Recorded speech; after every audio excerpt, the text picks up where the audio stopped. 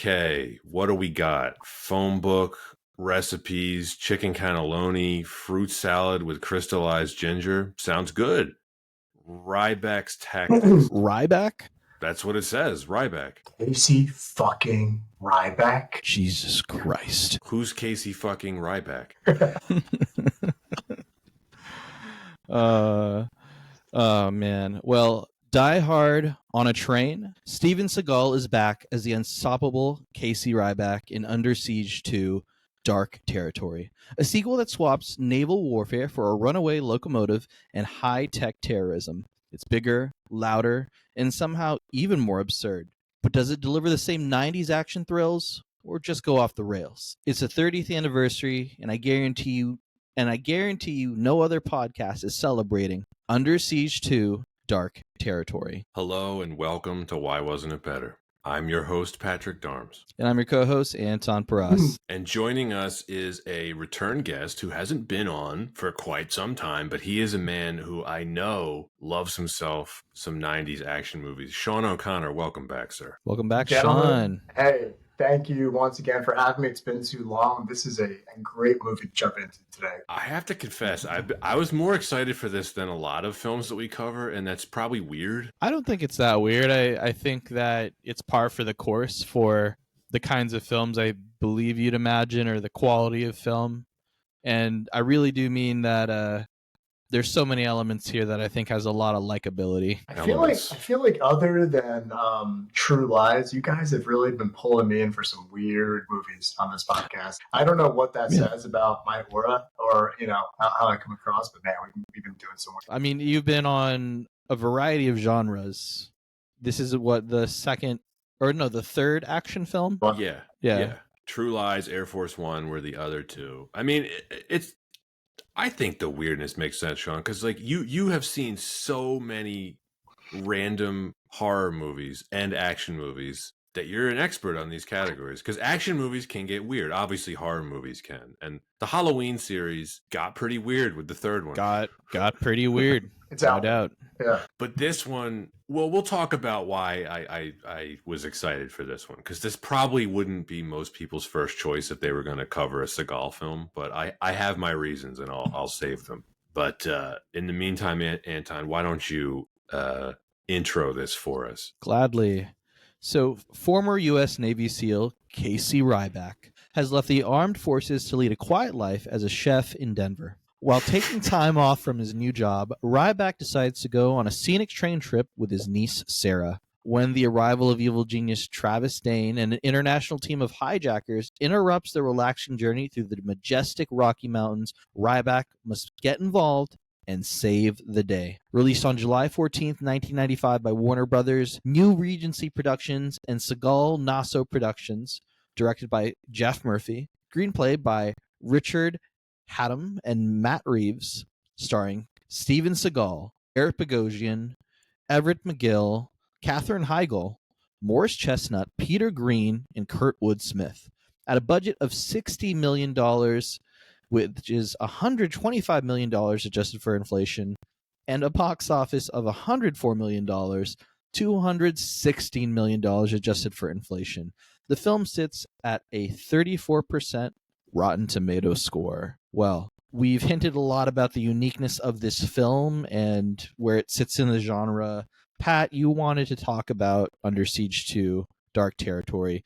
Why did you want to talk about this film? Couple different reasons. I think despite his deserved negative reputation these days, Steven Seagal, he was a major action star during the first half of the 1990s, I would say. The first Under Siege, which was released in 1992, is unquestionably his peak. It was a genuine blockbuster, and it was actually nominated for 2 Academy Awards. They're both sound categories, but I think it's kind of funny that a Seagal movie was nominated for Oscars. So this is the sequel to it, and there would have been a significant amount of hype for this, which seems ludicrous now. The other reason I wanted to cover this is I don't have a very logical reason, but I always preferred this over the first one. And I think I may be probably the only person in the world who likes this better than the first Under Siege. Because the first Under Siege is generally regarded as Seagal's best movie. This one is my favorite Die Hard ripoff. Die Hard Yeah. ripoffs were huge at the time. I don't think it's the best Die Hard ripoff. Like, we already covered one, right? Like, Air Force Air Force One One. is Yeah. I think, a better movie than this. But I saw this before I saw the first Under Siege as a kid, which probably explains why I preferred over the first one. This one was on cable a lot. I think it was on TBS like every other weekend during the summer in any year after 1995. So I saw this quite a bit. I saw this probably a dozen times before I even saw the first one. I don't remember the first one being on cable much, and I'm just going to assume this one was a heck of a lot cheaper to get the TV rights to. So that's really why I picked it. I think it does fit the criteria for why wasn't it better, because, he may be a punchline now, but like I said, there would have been some element of hype for this in 1995. This also has the distinction of being really the last respectable film in Seagal's filmography. If you take a look at it, it goes downhill real quick after this. And Anton, this is probably going to be the last Seagal film that we cover on the pod. We did On Deadly Ground a while back, and I can't really think of any others that are going to fit the criteria. Who knows? I think every listener just had a sigh of relief with those words.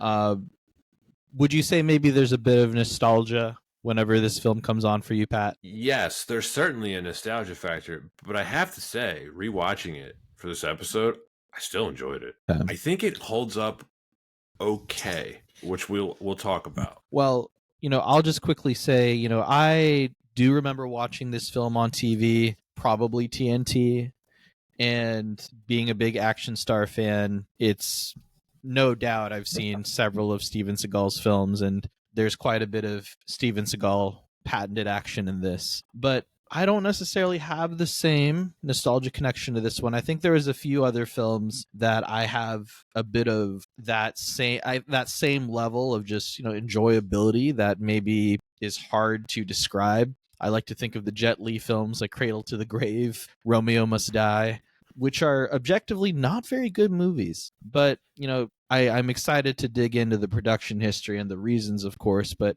Sean, as our guest, you wanted to talk about this film. Why did you want to talk about this particular film? I have a soft spot for these types of movies, right? I know we spoke about Air Force One. I obviously love Die Hard, love all the clones that come after it. I also love movies like Cliffhanger in the 90s, right? And this kind of gives you some Cliffhanger vibes too, where not a perfect movie, but and I think we spoke about it a lot with True Lies too, right? Where that was the time. These types of movies resonated really well, and they were a lot of fun. So whenever I see a movie, when Pat reaches out to me and says, "Hey, have you seen this, or do you want to talk about this?" This one really stood out to me as one that I wanted to fight for. I want to talk about it. I want to hype it up because it's a period piece more than anything, and it's a fun topic and fun movie to talk about. When was the last time you saw it, Sean? Probably 20 years ago, in 1995 or 1996 when it came out. So this was fun. I mean, I really don't remember it at all. And honestly, I might not have ever seen it fully because of commercial breaks and stuff on TNT. So it was cool to actually sit down and watch it all the way through with no commercials. Well, why don't we go ahead and jump into the production history? Let's do it. This is noteworthy for being the first Hollywood credit of Matt Reeves, who is a name that I think a lot of moviegoers would maybe recognize now. He would go on to enjoy tremendous success in the 2000s that continues into this day. In 1998, he was the co-creator of the TV series Felicity, along with J.J. Abrams. He got another major breakthrough in 2008 when he directed Cloverfield, also collaborating with J.J. Abrams. And in the 2010s, he directed Let Me In, two of the Planet of the Apes reboot sequels, and then most recently, he did The Batman. So really had a nice career, and this is how he got his start. He did a student film prior to this, but Under Siege 2 was his breakthrough into Hollywood. He later stated, quote, "There was a big action movie spec market. A lot of movies were selling. So we wrote this movie with my thought being, and here I will be able to finance my student film, and that way I can become a director," end quote. The original working title was Dark Territory, and at one point it was called End of the Line. Dark Territory is an actual term used in the North American railroad industry to describe a section of running track not controlled by signals. which I feel like they hammer home pretty consistently in this film. They do about there's got to be like 9 or 10 title drops here. Yeah, it's definitely feels like that segment on Family Guy. Yes. Very early on, too. Basically, as soon as they get on the train, they start. Reeves said the film was originally, quote, meant to be very much like a Die Hard movie, which I guess Under Siege really was too, except the difference was that in the Under Siege movies, the tension is how soon before Seagal will rip out someone's larynx. And what I love about Die Hard was the idea of the underdog. And here's this guy, especially in that first movie, who's a cop from New York who doesn't even have shoes. And somehow he's got to save this building, save the day. That was the movie it was supposed to be, but it didn't end up being that, end quote. Steven Seagal agreed to participate in this sequel as part of a deal with Warner Brothers, who allowed him to direct and star in On Deadly Ground the year before this, which ended up being a box office disappointment, because of course it was. It would be the only film Seagal was ever allowed to direct. Sean, have you seen On Deadly Ground? No, I haven't. You don't have to, but you kind of should. Yeah. It's not good. Michael Caine plays the bad guy. You know what's funny, though? Because I grew up just always knowing who Steven Seagal was, but I actually can't name 5 of his movies other than Under Siege 1 and Under Siege 2. Like, what else was he in that made him so famous? Hard to Kill, Out for Justice, Above the Law. That's how he started off. I feel like he was the original meme, right? Like in the 90s, like before memes were memes, everybody knew who he was, but he was never like a great actor. Yeah, because people figured out really quick, like, oh, he's a bad actor and he's actually kind of a jerk. Yeah, it didn't last long. Like I said, this is pretty much it for him in terms of like respectability. Producer John Peters had hired Gary Busey to play the villain. Busey famously played one of the villains in the first film, who was dispatched via explosion. Matters got worse when it was discovered that Busey had, quote, a pay-or-play deal, which meant he got his fee if he was in the film or not. Ultimately, Busey was paid his $750,000 salary, which allegedly came out of Seagal's pocket as a producer, but didn't work a day on the picture. Gary Oldman, Lawrence Fishburne, Julian Sands, and Jeff Goldblum were among those who refused the role of Travis Dane. Part of the film was shot in Chatsworth Stony Point Park. The production painted some of the boulders, which upset rock climbers who claimed it made them unsafe. Director Jeff Murphy called making the film, quote, a very dreary process and very highly contentious at the time. Lots of arguments and stuff. There was a point during the editing where I observed this incredibly high energy beast emerging, and I didn't know where it'd come from because there wasn't any of that energy on the set. It seemed to grow out of the editing process. Sounds demonic. According to Morse Chestnut, Seagal rewrote many of the scenes he was in. Quote, the only time they really stuck to the script or had ad-libs was the stuff when he really wasn't there. It was a lot of stuff because at the time, I think he was flying a helicopter. He was doing something. He would come to set and say, okay, you're going to say this. I'm going to say this, and this is going to happen, and then you do that. Then you do that. Then we did a lot of that movie, end quote. Steven Seagal allegedly was in the cutting room for the editing process, vetting takes, causing friction between himself, the director, and the editor. When the Chinese chemical weapons facility is destroyed, the footage you see is reused from On Deadly Ground. And critics responded, as you would expect, beloved by all. No, we're just kidding. It was the last Seagal film to really make any money at the box office, which you already mentioned in the intro. And that is Under Siege 2. Quite the production history for this, and already we've touched on a few of Seagal's antics. He's the first reason why this wasn't better. Ooh. And I want to begin this part of the discussion with a disclaimer. There's so much anti-Seagal stuff floating around on the internet. I don't know what to believe. I'm sure some of it isn't true, but I'm sure most of it is. I try to take some of the stuff that I research with a grain of salt because you can just read so much bad stuff about him. I mean, I think if you even listen to his music career, you could be like, this guy is unhinged. Do you know he sings the song that plays during the end credits? Of course, because it's his dulcet tones. I mean, can we take a look at like what he actually looks like during this movie? There's a good chance that Steven Seagal is actually a robot because no one that's human actually moves. I mean, he just walks so robotically throughout this train, and how he interacts with people is just not. It's not normal. It's not normal. It's like no one acts like that. You're so right. I said in the On Deadly Ground episode, I think he's an animatronic.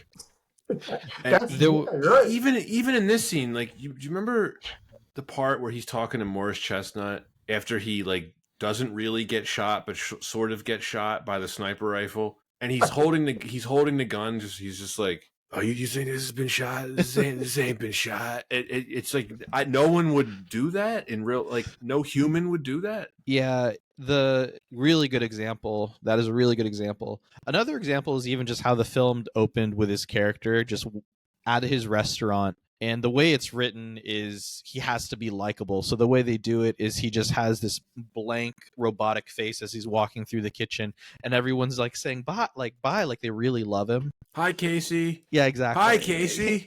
Like, it was just hamming it up, and his sous chef just saying, we're going to do our best without you. You're so great. I don't want to rag on him too much because I don't even know like what else there is to say. But like he sucks. He can't act his way out of a paper bag. He has no charisma. Like there's no other way to critique it. I actually think it's hilarious. Like I take amusement from it. Like him trying to interact with other humans in this film is like genuinely hilarious. You could just tell he's crawling out of his skin every time he has to interact with human. Like it's not natural to him at all. It's incredible. See, how does someone like Steven Seagal become famous? Like it's not because he was impressive during some sort of reading. Like how does that happen? No, I Stunt work. It's originally stunt work. I'm kicking myself. You can look this up right now. He had the backing of a very powerful Hollywood agent.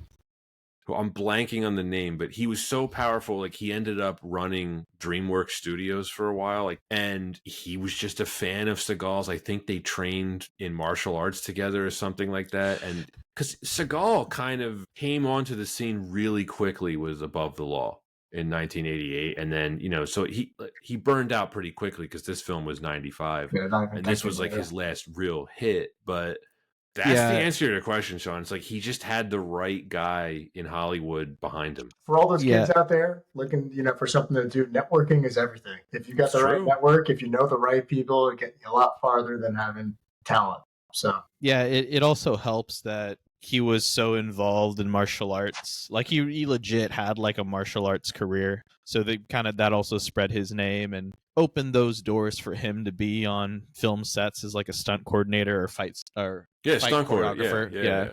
He famously broke Sean Connery's wrist during the filming of Never Say Never Again. Because he's such a jerk. Well, that's the thing, right?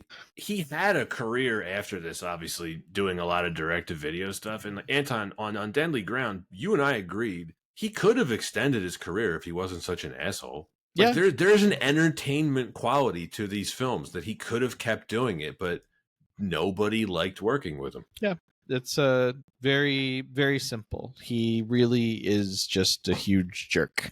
I did write down his acting so bad, he makes Schwarzenegger look like Marlon Brando. His acting is so bad and so lifeless, I couldn't tell when the scenes were him or the mountainside. Yeah.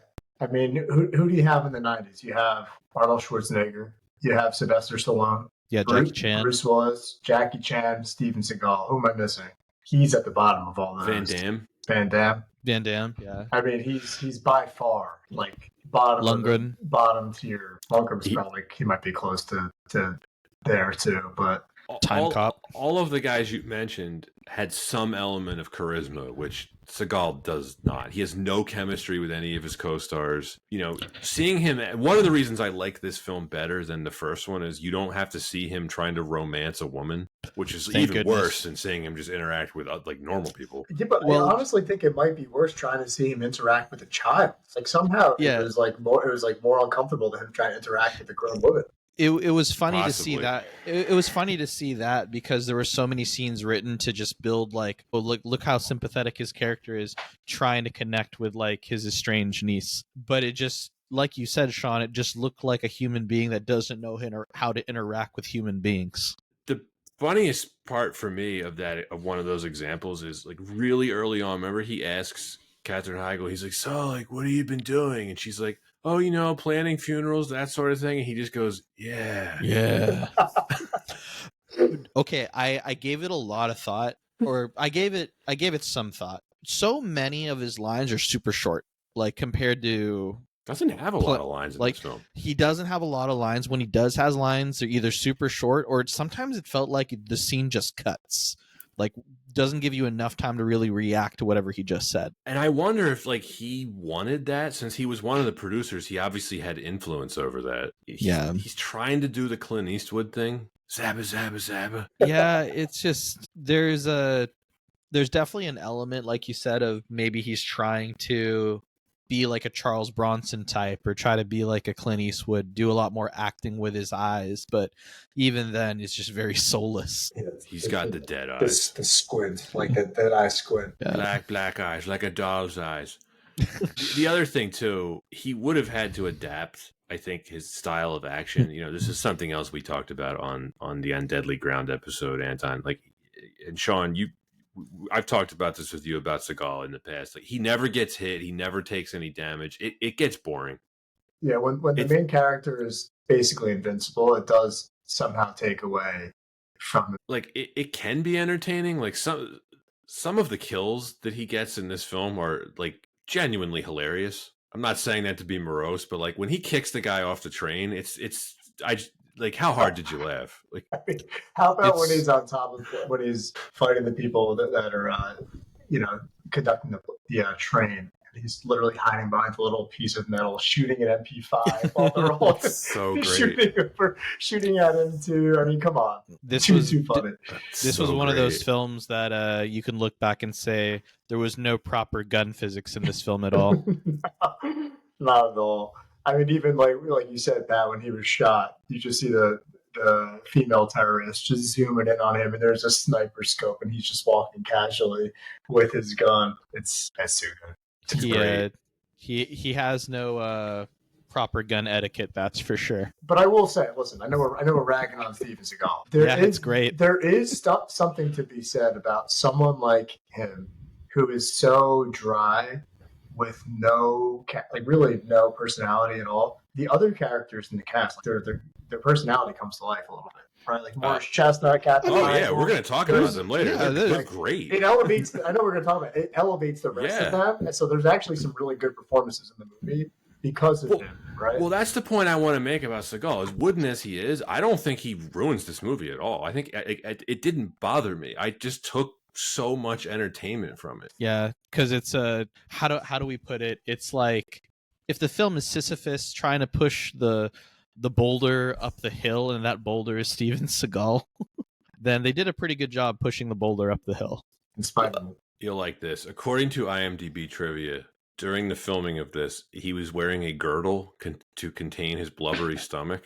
So I read that before I rewatched it, and at one point I was pausing the movie to see if I could spot it. I couldn't, but if you notice, he definitely has a double chin, and he's wearing a very baggy black suit the entire time, which I think says it all. I think also calling it just a double chin is being very generous, Pat. Yeah. I'm surprised he didn't show up in the chef's coat. Like, honestly, the way this movie was going, he just showed up to Denver train station or wherever he was with the chef's coat. He should have done the whole film in a chef's coat, chef's hat. That would have been so much better. I was hoping he would use the cleaver at some point, but Marcus Penn ends up picking it up in the climactic kitchen fight. What other Casey fucking Ryback moments can we highlight? Him showing the kitchen staff how to bake a cake in the microwave is heartwarming. That's no joke, one of my favorite things that I've ever seen on screen. Like ever, right?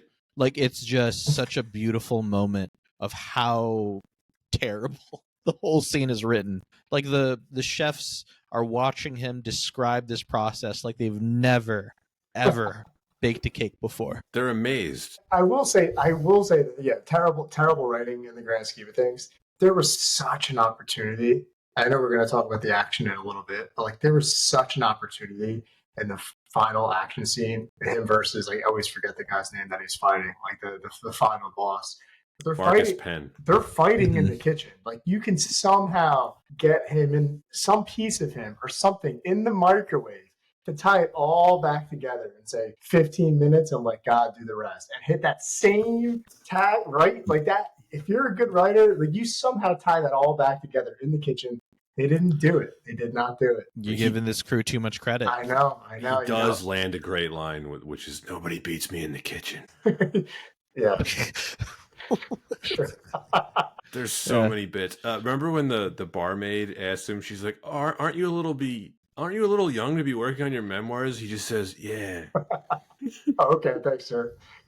You think this has been shot? This ain't been shot. Did we all spot the one brief shot of him running? Just he had the arms. He did the arm thing.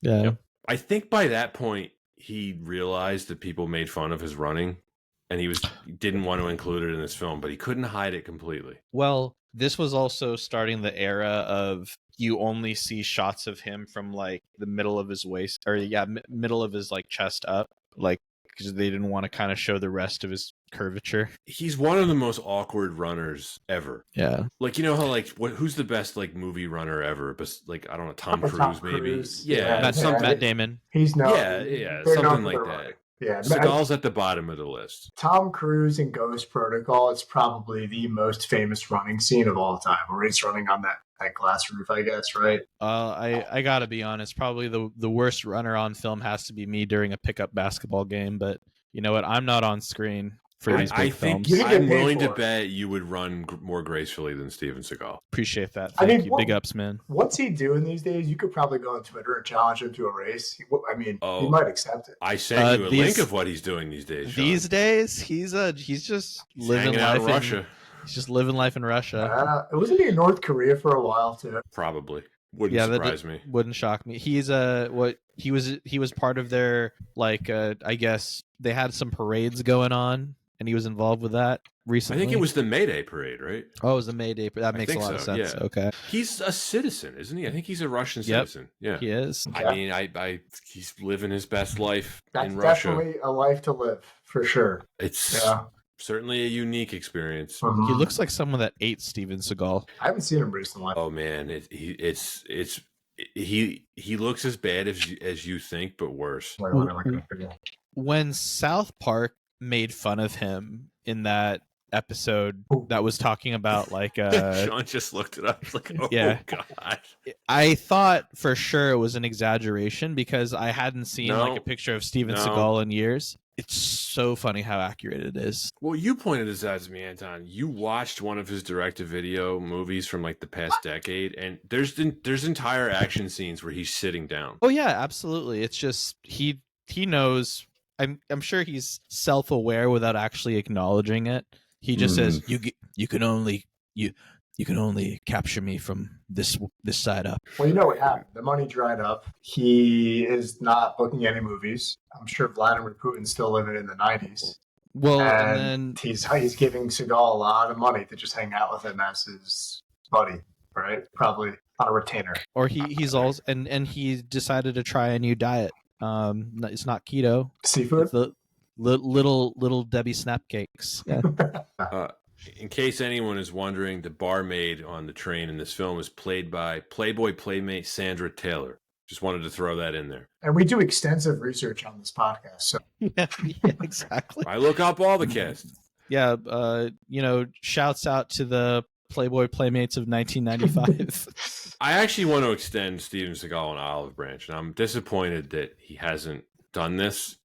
And this is a free idea for anyone, because I really wish this was a thing. Why is there not a Casey Ryback cookbook? Ooh, I would love that. We were talking about there's that really famous channel, Binging with Babish. Yes. And I'm shocked that he hasn't tried to do an Under Siege 2 recipe. The fruit salad with crystallized ginger recipe is published online on some random food blog. So if you're curious, the recipe actually does look pretty good. So, sorry, I laughed out of nowhere earlier because, as you said, I'd like to extend an olive branch to Steven Seagal. The first thing in my mind was, so what? So he could eat it? We try to eat it. We're going to get this guy on the pod. Imagine. That'd be awesome. I feel like he's gettable. You guys have the budget for it. I think you try. Do we have a stack of ones lying around? Have you ever seen him interviewed? I mean, it's as awkward as you think. He would just tell horrible lies the whole time. I think he was trying to like give off like Phil Jackson vibes, like the Zen Master stuff. Yeah. I'm not comparing him to Phil Jackson in any way, shape, or form, even though I just kind of did. But I think we can move on to the next reason, which is the rest of the cast. Well, No, here's the Sean, thing. you have something? Well, I was going to say, you're talking about someone that's a master of their craft, the best, really the best to ever do it, and then Phil Jackson. So there's really no comparison. There we go. Anyway, said, move sir. on. Rest of the cast. Best thing about the film. Yep. Anthony Bourdain killed it in this film. They're the primary reason why this movie is so watchable to me. It's the villains. Bogosian and Everett McGill, they're perfect B-movie villains. Also, Peter Green. Shout out Peter Green from The Mask, Montclair native, North Jersey, right? Like, Okay, let's go. yeah, He had a good career during that time. He was in a lot of stuff. He was, yeah. He's plays the guy Zed, He the was man who who rapes Marcellus Wallace in Pulp Fiction. You're right. He is in Pulp Fiction too. That's the guy. Yeah. He's Redfoot in The Usual Suspects. From like 1990 to like 97, he was on a hot streak. Yeah. Yeah. He's just credited as like henchman number 2 here, but yeah, I mean, Bogosian, is this one of the greatest ham performances you've seen in an action movie? It's awesome because he doesn't have necessarily the build of a villain, but he does it all in this film, which is great. Steals every scene he's in. Yeah, it's just he's maniacal. He's what I would imagine a B action movie villain to be in the 90s. He understood the assignment perfectly. He is delivering every line like he thinks it's going to be in the trailer. Chance favors the prepared mind is now a favorite of mine. Yeah. It's kind of a good quote to live by, honestly. It is. Whether or not you like the movie, that's a fair quote. I said it to my wife earlier today. Yeah, it's a good saying. It's always a feel good to see Red Foreman. You said that to your wife, and she goes, "Pat, just please change the diaper. Thank you." Well, I'll give you the setup. We were talking about, maybe going out to dinner soon. And she asked me, should I make reservations? And what do you think I said? Chance favors the prepared mind. And then your wife responded, just pick something. She just rolled her eyes. I'm waiting. He was great, man. And, it's funny. It's one of those things where I had, I don't remember him, but Eric's still around. He was just in Succession recently. Great role in Succession. Great role in Succession. He plays not Bernie Sanders. Really good. Yeah. What's his name? Is it Evis? Senator Evis? Yeah, something like that. Yeah. He was very good at that. He was also in Uncut Gems, which I really love seeing him in. Yeah, yeah. Well, he's like the Jewish mob boss. Mm-hmm. Yeah. Kind of, right? Yeah. Mm-hmm. He's a fun actor. Sandler kind of like a break, right? Like he's like, all right, you gotta get this to me at a certain time and you're good. Right? I feel like he's the guy, he's kind of like lenient, but he's also going to kill Adam Sandler if he doesn't get the money on time. Right, like he's enough of a friend to Adam Sandler, kind of. He's one of those people, growing up in the 90s where you see them later on in their careers and you know their face, but you don't know where you initially saw them. It's just kind of like muscle memory or just it's a flashback almost. And then you see a movie like this from 95, 96. This must have been one of the first times that I saw Eric Bogosian. Well, up and down, he's been all over when it comes to TV, movies. A lot of TV.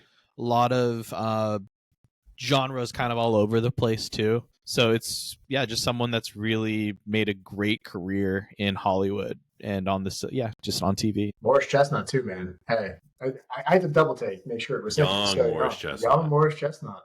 Looks like his son. He's great in this movie. I love him. He was, if we're going like based on the Die Hard formula, he was the limo driver. Right? Yeah, Argyle. He was Argyle. Yeah. We can't skip over Everett McGill, though, as Marcus Penn. Oh, man. He was good. I'm not even saying this like non-sarcastically. He's an awesome number 2 bad guy. Like this has 2 great movie villains. He's a force to be reckoned with for sure. He kind of has an arc. I mean, for as much as a movie like this can have character arcs, I liked how he gets obsessed with fighting Ryback. He's so excited by it. It's like his fetish. Yeah. Yep. Or they're checking the list of people on the train. I mean, come on. That's we read it. It's one of the best moments of the entire movie. And he just expects, first off, how many arms the military, right? How many thousands and thousands of troops? Casey Ryback. He just knows his name. Casey Ryback, baby. Casey Ryback. He knows him. He trains the trainers. Too That funny. scene where he slaps Peter Green, that actually might be the best scene in my opinion.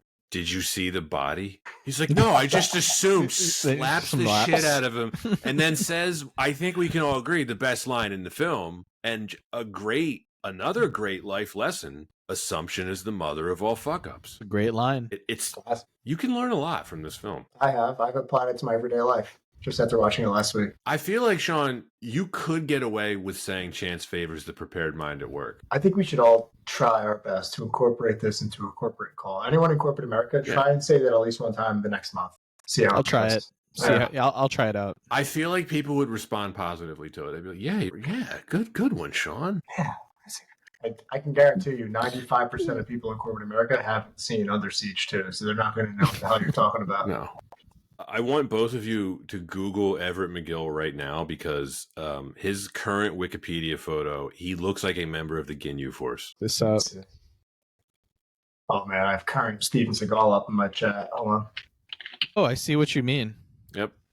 Yeah. He's another fun guy. I mean, I haven't seen him in anything recently, but he was a big character actor in the 80s. He was in Dune, the David Lynch Dune. If you remember, he played Stilgar. Anton, he's in License to Kill. Yep. He was, I forget what he was in recently. He was in Twin Peaks, too. He was in The People Under the Stairs, classic horror movie. He was in a bunch of stuff. Just one of those guys back in the day. Did you ever see Silver Bullet, the Stephen King werewolf movie? It's not very good, but he's the werewolf in that. Okay. I saw the makeup for that. Interesting. Yeah, it's not He's good. still alive? He's still alive. I think he is still alive. He is still alive. 1945. He was okay. So I thought so. He reprised his role from his character in Twin Peaks in the 2017 revival, and I think that's why he went to Comic-Con in 2017. Because I was like, makes sense. Why did he go to Comic-Con? Yeah, I think he's great in this movie. Marcus Penn's a great bad guy. They have a great fight at the end, which we can talk about, and we talked about Peter Green. It plays an amazing scumbag. He gives off that vibe. Like he's just scummy. He's got like that pretty boy face, scumbag vibe. Like I don't care attitude. Born to smoke cigarettes. Yeah, just smoking bogeys all day on a train at terrorist. Like, how happy were you? Like, you know the scene right as they're about to take over the train, and he's like on the train before the rest of the mercenaries get there, and you just see him stand up, and you're like, oh shit, here we go. You knew he was getting active. Like you knew something was happening right there. Yeah, it's really interesting just thinking about this whole cast. There's a lot of fun that we're having, right, with like how they fit, I guess, like these character types that we've gotten used to in like 90s action films, and they just really fit that to a T. And I think that there's just so much to appreciate that, because like you don't get the same character tropes in action films nowadays. I think they've kind of steered away from like these same typical characters. Yeah, you're right. And I actually think we're forgetting like one very key person. Pat, sorry if you mentioned I it. have him written down. Jonathan Banks. Did we talk about Jonathan Banks? Scotty. Mike from Breaking Bad.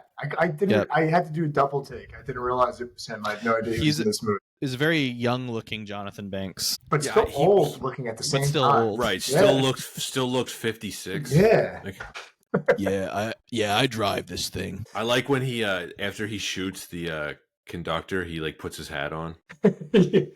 Just like little touches. That's another reason why the cast of the bad guys is why I think this is a cut above all of Seagal's other stuff. I think, Anton, you're a little bit more familiar with Seagal's earlier work than Sean, but like I think his more famous stuff, and I'm including the first Under Siege. I don't remember the cast being this loaded. And yes, I know Tommy Lee Jones and Gary Busey are the bad guys, but the rest of the cast, I think this one's more fun. No, I totally agree with you. I think it's the right era for this kind of film, and this is just a great ensemble cast of just fun character actors that knew the assignment, and really, I think I would like to think felt very self-aware of, hey, like we know we have to work with Steven Seagal. Let's have a good time and do a good job. One other name I wanted to mention, Patrick Kilpatrick. He's a face I think that you'd recognize. He plays the guy who's wearing the newsboy cap, the one who Marcus Penn stabs in the throat late in the film when he suggests that they cut loose and run. That guy. Yep. He was in, I'm just looking at IMDb. Bunch of stuff. Minority Report, Eraser. Yeah. Kind of underrated movie from Arnold Schwarzenegger, by the way.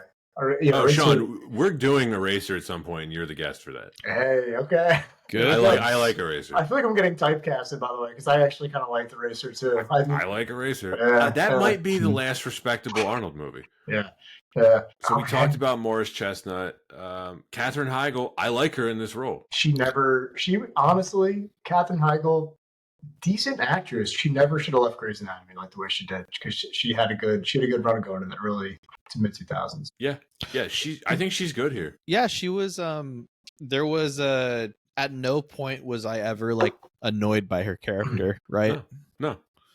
And Katherine Heigl, interesting career in Hollywood. Yeah, I think she didn't she self-destruct kind of with What how did she she do? left that show. She just off of the show and then just bad mouth the wrong people. That was it. Yeah.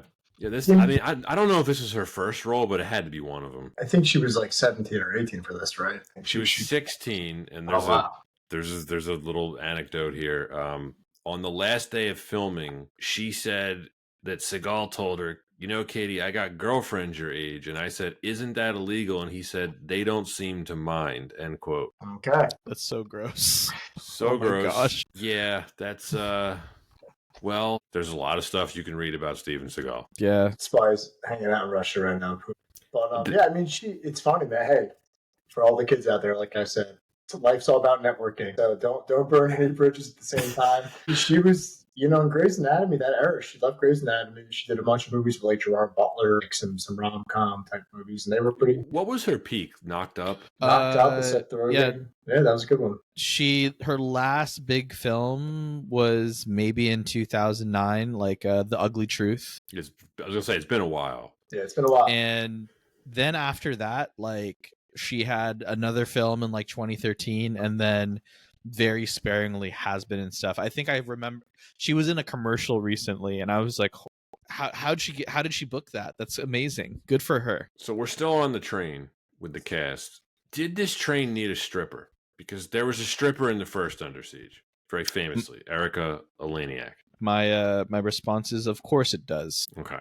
Did you wish it was the barmaid who was also a Playboy playmate? Could have been a good way to like maybe not be a straight up stripper, but like be used as a decoy for Katherine Heigl to get away and slip away. Maybe like add that to the right. Casey Ryback does it with that woman in the bathroom when he uses her to distract one of the terrorists, and you think they're setting it up for that, but they don't actually go that far. But he does say that line, which is probably the worst line in the film, but still funny. Tits to die for, huh? That's also like, just total aside, that's a very different era, like when Playboy was a thing, like magazines. Yeah, like it mattered. Yeah, and like that was like a huge deal. Oh, there's Playboy playmates in this film. I do want to point out, it wasn't just a big deal for that obvious reason, but they used to interview a lot of high-profile celebrities. Like Jimmy Carter interviewed with Playboy when he was running for president in 1980. Like, it actually did matter as a publication back then. It's gone now, right? It's digital, and all of it's used for like what is it? It's mainly used for just merchandise, the whole brand. Right. To Sandra Taylor's credit, this isn't her only acting credit. She was also in 200 other films. The Princess Diaries. I have no idea where she was in that, but she was in that. I And don't remember her in that. And it seems like if they make an Under Siege 3, there might be an OnlyFans model in it because Playboy is officially dead. So, well, I hope we get an Under Siege 3. We were going to at one point. So we're still on the cast here. If we move off the train, the cast is even more loaded. Kurtwood Smith. Yeah, Red Foreman. Kurtwood Smith is the Air Force general. Love that. Forgot about him in that. Yeah. And then you get the military and CIA guys from the first film. Andy Romano plays Admiral Bates. Dale Dye, who was in a ton of military roles. He was a former Marine, Vietnam veteran. He founded his own company to become a military advisor to Hollywood. He plays the white-haired gentleman with the mustache, Sean. Been in a ton of stuff, especially in that era. His name's Dale Dye. He plays like the admiral's aide. And then Nick Mancuso playing the head of the CIA, Tom Breaker. They were all three of them are from the first film. So I really like the continuity they have here bringing those guys back. I wrote down the head of the CIA. He might as well be like a porn director. He's so slimy. Yeah, just very skeezy. I also wrote down, was his character sponsored by Marlboro Lights? He's sucking them down the whole film. They don't really do that in films anymore. They don't. Do you miss it? It's kind of funny. It makes films feel more real, even if it's fake smoking. Like, you know, I don't think he was fake smoking. I'll say this. I'm not a smoker. I know smoking's bad. I think smoking is stupid. I'm on the record. But there's something about smoking cigarettes that is so cool, man. And in a movie, it's cool. Like in an action movie, smoking cigarettes enhances the experience. I don't care what anybody says. No, that's really funny because I think deep down a lot of people agree. I'll say I'm on the record on the internet. Here I am. I won't disagree with you. One last person in the cast I spotted, I wanted to give him a shout out. I don't even know the guy's name. He played Mikey Palmise on The Sopranos. He's one of the control room technicians. Mikey Palmise? Wait, what's his name? I don't know his name, but Mikey Palmise was Junior's like right-hand man in the first season. He gets offed pretty quick. Yes, he's very famously in the guy. Woods, right? Yes, he's very famously the guy who Paulie gets the poison ivy when him and Christopher are chasing Mikey through the woods. Because Mikey killed Christopher's friend. Yeah, Brendan. Yeah, wait. What's his name? I can't... He's been in a bunch of stuff. I mean, I definitely a face I recognize. I'll find him. But yeah, really a loaded cast. Like, a lot of fun to see all these different characters. I do like how Dale Dye's character keeps, like, going after the CIA guy. He's like, that is typical agency bullshit. Yeah. They do that a couple times. Great cast. It's great. It's so much fun. It's a fun time. Gave a lot of people their start, gave them exposure. I will say, going back to Steven Seagal, kind of messed up. He produced the movie, probably recruited a lot of these people. Couldn't give half of them a real name. I mean, you go through the IMDb list, it's like Mercenary 1, Mercenary 2, Lackey number 5. Yeah, like Cook 1, Cook 2, Ryback's Cook. I mean, come on, we can't give him like a name like Larry or Nope. Chef Tony. Nope, not in this Ryback's universe. Cook. So the next reason, we can talk about the action. I just love the train setting. It's a great premise for an action movie. Train setting in the mountains, by the way. Yeah. Right? Like that. Yeah. It's a cool vibe. Yeah, fantastic. For I think this was one of the reasons actually why I found it very enjoyable was every exterior shot looked really pretty and it just looked very, I don't know, just comfortable to be on a train. Like there's actually a really cool vibe about that. And they take full advantage of it. We are on the train and moving in less than 10 minutes. They don't waste any time. They're like, this is Die Hard on a train, and we are going to deliver that the entire time. We can talk about the satellite plot. Yes, that's probably the dumbest part about the film. I don't care. I don't think the worst sin that a movie like this can commit is being boring. And this movie is definitely stupid, but it is never boring. I think it's competently directed and executed. I think it's really well paced. I found all the action to be well staged. Great use of spatial geography, Anton. I was never confused about where any of the characters were in relation to each other on the train. It's good direction by Jeff Murphy. Yeah, it wasn't like suddenly this train was the biggest train in the world and everyone was getting lost. No, it was just very clear. Like you said, great spatial geography in that sense. I think it just follows it follows a winning template, right? Like Die Hard on a something compared to like any other movie that may have attempted but may not be as good. I think it's just kind of amazing that Steven Seagal was able to star in this one, and despite everything that he tried, it still ends up being a bit more enjoyable. There's a nice payoff for everything too. When Sarah teaches Bobby Zaks, Morris Chestnut's character, when she uses the karate on him early on in the film, and he's in the next scene he's trying to figure out how she did it, and then you get the payoff when he uses it on the female mercenary at the end and he throws her out of the helicopter, which is another hilarious death, by the way, and she hits the train on the way down. That was a really good payoff. Great payoff. And that was an Aikido flip. Oh, right. Because that's Seagal's. That's his thing. That's I his thought alleged. she was going to last a little bit longer, to be honest with you. I thought she was going to make it further into the movie. Nope, she got tossed. I mean, that was the end. Wait, are you talking about I think we're talking about two different girls. I'm talking about the the two CIA agents. Oh, no. They don't make it far at all. No. Nope. I was expecting them to make it a little bit further. What does Travis Dane say after they give up the codes? And I like when he's just like, oh, I don't need them anymore. They can go.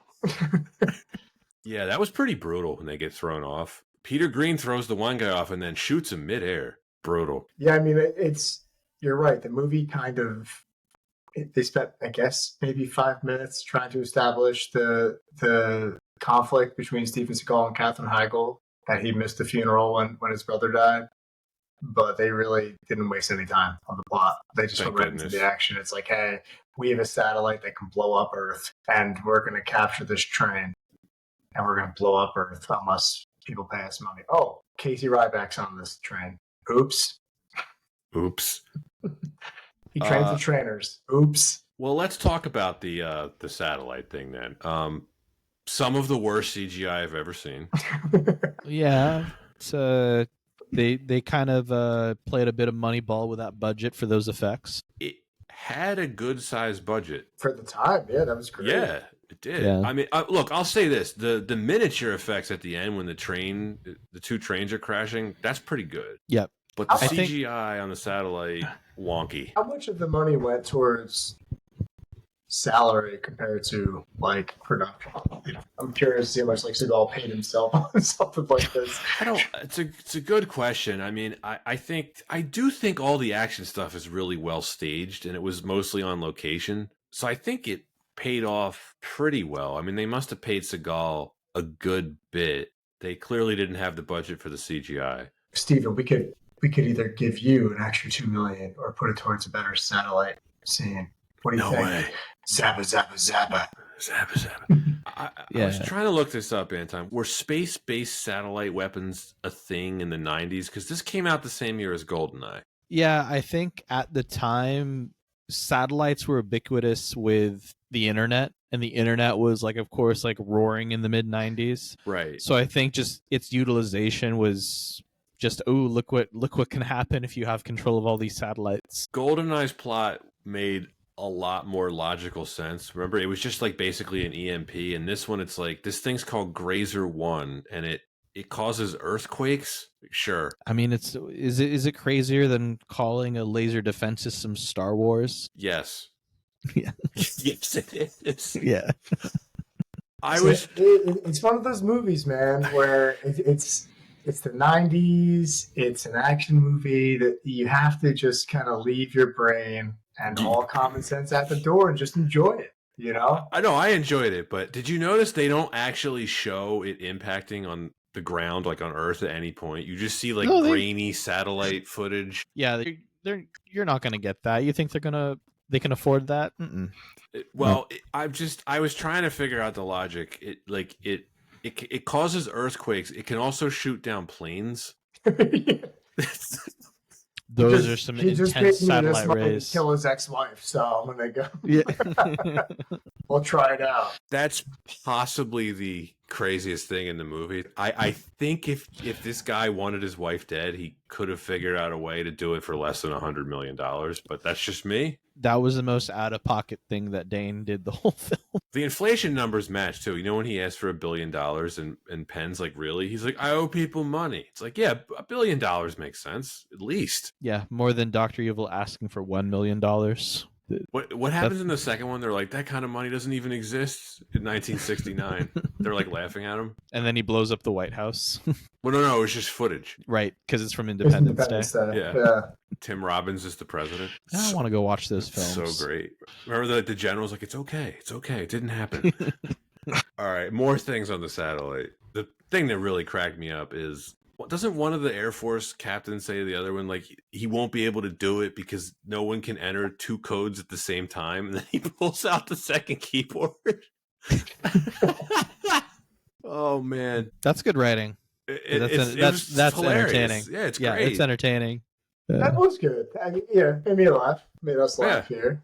He does it like super fast too. Like, maybe the most dated thing about this film, the appearance of the Apple Newton. So good, especially with the kind of that grainy screen. Casey Ryback's PDF. Palm Pilot, yeah. And plugging that thing into the phone booth. Yeah. Sick phone booth, by the way. That's kind of cool. Like, I feel like back then that must have been a very cool looking phone booth, right? It's like an open concept phone booth with like a little lip there. I mean, yeah, everything about the train just looked great. Can we talk about that for a second? All right, the whole spatial awareness thing. I forgot to bring this up. Don't you think it was a little bit weird that like they were all one level up? All Steven Seagal was just lighting terrorists on fire down below. They get a little loose with it. Like they were pretty close for comfort. They're all just like, they're just kind of hanging out upstairs, typing in codes, blowing up ex-wives' planes. They get pretty lazy. Like, remember when Marcus Penn tells Scotty, Mike, and the guys in the engine car to like, he's like, look out like for an intruder, and they're all just kind of like it's all clear. They were kind of lazy. I didn't look up the kill count. How many terrorists were on the train? Like 40? Because Seagal must have killed 30 people. I think he said they said 20 something at the beginning, if I'm not mistaken. Didn't they say like Steven Seagal said there's 20? Yeah, you might be right. He kills a lot of people. Oh yeah, yeah, pretty brutally. There's some great kills. Yeah, I was gonna say before they even get on the train, he kills like 2 terrorists, doesn't he? And then they start shooting at all the chefs in the kitchen. Yeah, he gets all the chefs killed. And then they just assume they killed all the chefs. They just assume he's dead. Before they even get on the train, he wipes out a couple of terrorists. So it's at least 20-something terrorists that he kills. Him versus Marcus Penn, great fight. Awesome fight. Legendary fight. Maybe a little goofy. Penn gets the one head kick on Seagal, but the rest of the fight is Seagal's just whooping his ass. It's reminded me of fun. Oh, sorry, I thought. Go ahead. No, it was just fun. It was just a fun time. All right, that's all. Yeah. Oh, it's fun. It reminded me of that fight scene in The Matrix where Neo finally realizes he's the one, and he goes down into the subway, right? And he's fighting the agent, and he starts doing that thing where he just starts moving his hands like this. That's what Steven Seagal was doing, where he was just blocking everything. There are a couple shots where he's just like he was untouchable. He was the one. He does this in a lot of his films where he's just kind of waving, doing Aikido hands a lot. It doesn't look great on Aikido. I think that's maybe one of the issues with Seagal's work. I mentioned when he throws the guy off the front of the train. It's incredible dummy work. I like how the guy gets caught for a second. He's like, ah! And then he throws another guy through a shack. Good times. Pretty great. We get the scene of him making the martini bomb, and then he puts the "you're fucked" message on the pager. Doesn't say anything, just does it. Yep. I counted at least 3 neck snaps. There might be more. I really want to know what they used to record that, just because it's definitely like a canned studio neck snap. I don't know how I remember this, but when they did it for Total Recall, they used celery. Okay. It's like the sound effect, like crunching celery. I wonder if it was the same thing.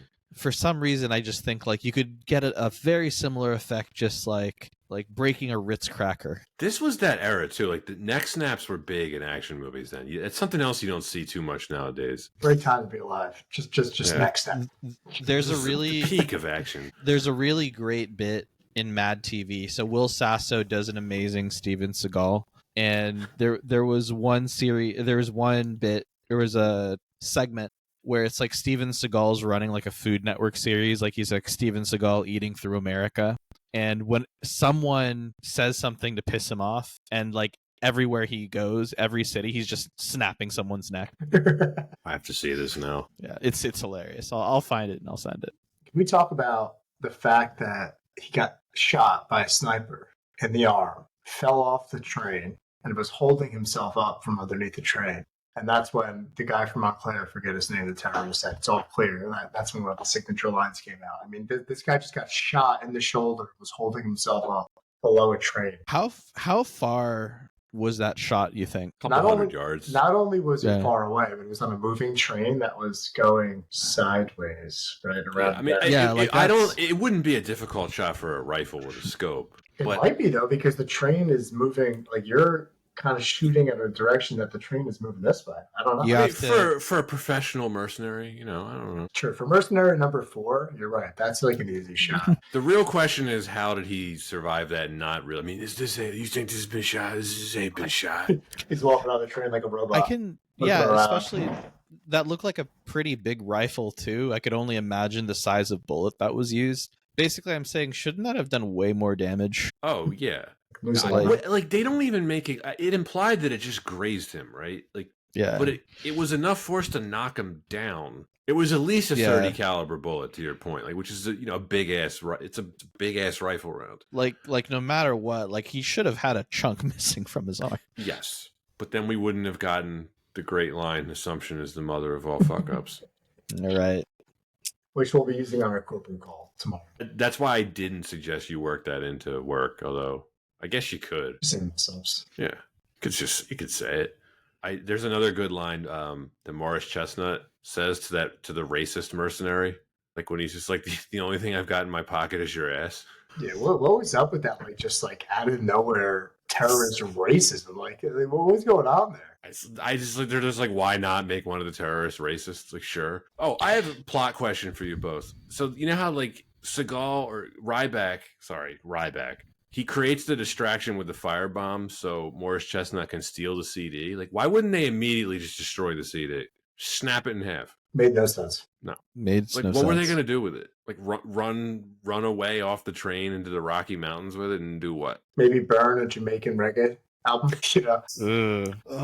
Marcus Penn, when Seagal hits him with the knife, fuck, you ruined my coat. Pretty great. Just good highlights. And then Nobody Beats Me in the Kitchen. It's funny for a few different reasons. Nobody beats me in the kitchen. It's heartfelt scenes. Listen. The first movie, obviously, huge culinary vibe. This one had a gigantic culinary vibe. He has his own restaurant in Colorado. He teaches, rest in peace to deceased chefs how to make a 15-minute cake in the microwave. There was such a great opportunity to have some awesome line there in the kitchen. I don't know if this was it.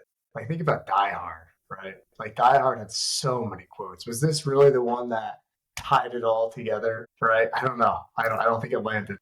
I mean, I don't think it's great, but it's funny. Yeah. I'm with you, Sean. I would have like in another call back to the cake scene. All right, I'm on a time crunch now, as you probably just gathered. Let's close it out. I'm just going to run through these. Eric Dane's death is hilarious and insane. I have no idea how he survived being shot off the train. He just appears on the helicopter at the end. Good times. Hilarious. Seemed like they ran out of money because this film just ends pretty abruptly. He's made peace with his relationship with his niece. We get him that hilarious shot of him running through the train as it's crashing, and then he's just like, he gets on the phone, he's like, this is safe, and then it's just over. It's just over. Can we talk about that for 1 second? That Like because they weren't. Two trains literally collide head on. Steven Seagal doesn't get out. Casey Ryback does not get out of the train. They crash head on. And he somehow falls, just barely falls. Are you saying this isn't realistic? No, all I'm saying is, man, what a ride! And he jumps out of the back of a train to grab the rungs of a ladder on a helicopter. Man, talk about peak '90s action. Dark territory, man. That's why they had to, crash into that oil train or whatever. They're like, well, we can't contact him. It's dark territory. I really enjoyed the score by Basil Poldoris. Veteran composer. He did the Conan series. He did RoboCop. He did Hunt for Red October. He did Starship Troopers. Did a lot of scores back in the day. Love Starship Troopers. If that's ever on the pod, it is on the list. Please, it's one of my favorite movies of all time. I'll be honest. I enjoy Starship Troopers. What was the main character's name? Rico. Johnny Rico. Mm-hmm. Johnny Rico. Yeah. It was implied that he was Brazilian. They're from Argentina. In the book, it was Argentina. They're all, They're from Buenos Aires. Yeah. Right, because it gets destroyed by the giant meteor, right? Bug meteor. Yeah. Right. Yeah, Denise Richards does not look Argentinian. Well, she looked like something in that movie. A lot of white-looking people in Argentina, which we established because of Octopussy, Anton. We've talked about this. Yeah, Dizzy Flores, right? Uh-huh. We talked about this. Yeah, Neil Patrick Harris actually definitely fits then. Right. It was a bunch of they were all Nazis basically is what they were saying. They were all like it was like those gray uniforms. Yeah, we know what they were doing. Running through this, terrible reviews. Roger Ebert gave this 3 stars though. Shout out. Yes. He said, quote, I was amused by the film. It isn't as good as the original Under Siege, but it moves quickly, has great stunts and special effects, and it's a lot of fun, end quote. Perfect. 3 out of 5 or 3 out of 10? 3 out of 4. Three out of 4. Ooh, wow. Yeah, he liked Really, it. really impressive. Okay, wow. In 2016, Seagal announced that a script for a third film was being written. Doesn't seem like that ever happened. And in 2021, it was announced that a reboot of the original film series was in development. It was supposed to be a joint venture production between Warner Brothers and HBO. As of this recording, I haven't read anything else about it, but I hope it happens. Okay, let's just hypothetically say Under Siege 3 is greenlit. Where is it, and who's the main villain? It's set on a Waymo, and it's actually, oh man, who's the villain? It's got to be someone that's not like it's Benedict Cumberbatch. I'd say it. I would pick someone like Charlie Sheen. I feel like he hasn't been around for a while. Yeah, he's gettable. Oh yeah. I feel like he's gettable. Just be nuts. Imagine. Or Conor McGregor. That's a good one too. Yeah, he'd do that. I have nothing else to add. Want to wrap this up? Let's wrap it up. Leave the rest to God. The rest is up to God. All right, so Sean, as the guest, if you want to go first and give your rating, you have the opportunity to do so. Well, first off, before I give my rating, I've been on here countless times before. I've always been able to give a shout out. I didn't get my opportunity to give a shout out this time around. I want to give a shout out to the new dads, Pat Darms and Anton. Thank you, Who sir. are Thank just, you, sir. just Thank crushing you. it in the Thank dad department. I know it's a stressful job, but the most important job you'll ever have. So shout out to you guys. And thanks as always for having me on the pod. Now, as we talk about ratings, we talk about the beautiful work that is Under Siege 2. It's a flawed movie, but it's a period piece. There's a lot to hate about it. There's a lot to love about it. When I look at it and I think about why I like it, I put this movie on, and for an hour and a half, it's a fun ride. There's a lot of great action. It's a little over the top. That's expected.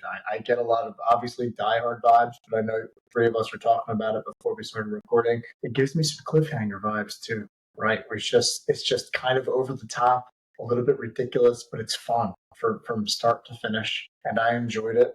There are a lot of brand new or up and coming actors and actresses in this movie that really, I think, made it a really solid overall experience. I think I will give this movie a solid B. Wow. It's not the best of the Die Hard ripoffs. That's probably Air Force One or Speed, but I think it is the most fun. I like the action. I like the cast. I like how it's paced. It holds my attention the whole time. I enjoy watching Steven Seagal trying to act. Yes, he's wooden, but everything else around him is pretty solid. This is everything that I want from a cheesy, trashy 90s popcorn action movie. It's a good, bad movie. It's the only Seagal movie I really enjoy. It's cheesy and the plot is stupid, but it holds my attention 30 years later, and I don't know if I would rewatch it very often. But it is one of those movies that I would never turn off. It is never boring. I actually debated giving this a B, Anton, but I realistically cannot give anything with Steven Seagal above a C. I can't do it.